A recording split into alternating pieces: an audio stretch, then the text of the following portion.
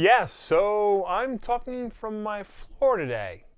Let me explain. Bob just gave me a whole stack of comics, which means that I now have to go through the arduous task of going through my entire collection and putting them back. But this is good because rather than dealing with this and then filming an episode on any old topic, I can kill two birds with one stone.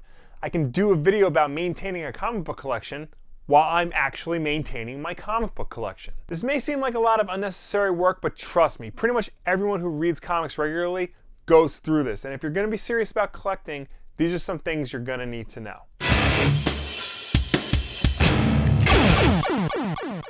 Now, if you read enough comic books, specifically monthly comics, you're going to acquire a massive collection. It's just the nature of the beast. And if you want to keep these comics and maybe reread them later, lend them out to a friend, or eventually sell them, you're going to want to store them properly. And not just store them, but easily know what you have and where it is. So first things first, do we want to put our comics in bags and boards? In all honesty, they're not really necessary. If you know what you're doing, you can let a naked comic survive for a very long time. But you really need to know what you're doing. Comics can get bent, get moist, get torn, get lit on fire, all at the drop of a hat without you even knowing it. I certainly don't want to risk that, so I just have a stack of bags and boards on hand at all times just to protect my books. Now, bags and boards generally come in two sizes, current size and Silver Age size. Silver Age size is actually a little bit bigger than current age comic book size. But you really don't need Silver Age size bags and boards unless you're actually collecting Silver Age comic books, or if the current book you're reading is a little bit thicker than an average comic. Also, two notes: don't bother bagging a comic without a board. You might as well just let it be naked.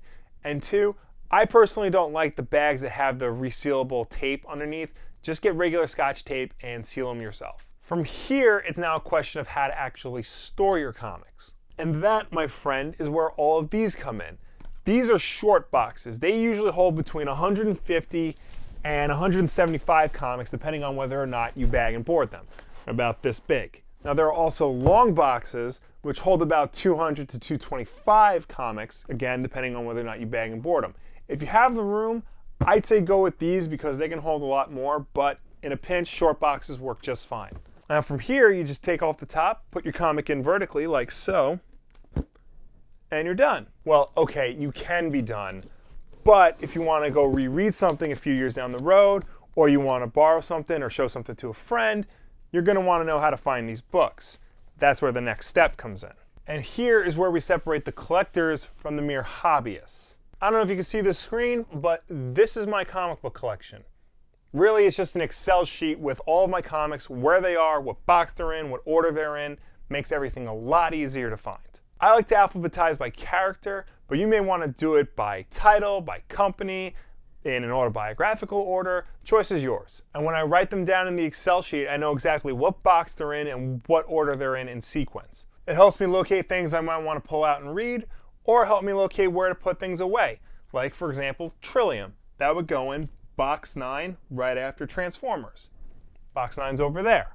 Perfect. Now, you can get dedicated apps that specifically do comic book cataloging, like CLZ or Bookster, but if you ask me, a Google Doc or an Excel sheet, regular Excel sheet, work just fine. Chances are you already have it, and they're a lot easier to use. Some of these apps can get really cumbersome. Also, CLZ is like $15, and a lot of the free ones just aren't very good. So I would say go with the Microsoft Word route if you have to. Another good thing about cataloging your comics, you can put them on your phone and take it with you, so that this way you can make sure you don't accidentally buy doubles like I used to do all the time. Also, and this isn't really necessary, but I like to get these little divider things. You may see them in your local comic book store when you sift through long boxes.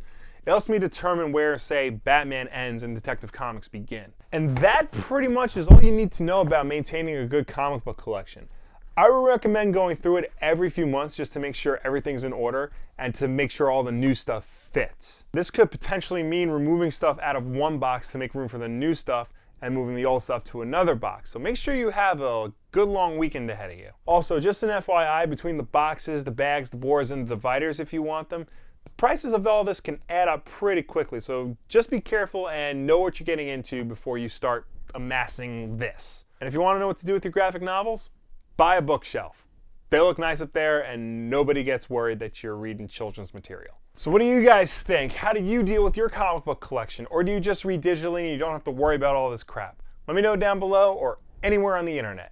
And as always, like if you like, subscribe if you really like, share this video with a friend. Thank you all so much for watching. I will see you next time. And next week, I promise, back on the couch. Brayfogle definitely had 1 foot firmly planted in the house style and 1 foot firmly planted in his own weird way. His layouts were often big and surreal and very dramatic. His actions were always fast and fluid. A lot of people have been asking you questions on your stream about Yes. it. I had a video where I talked about it, and I said, everybody calm the hell down.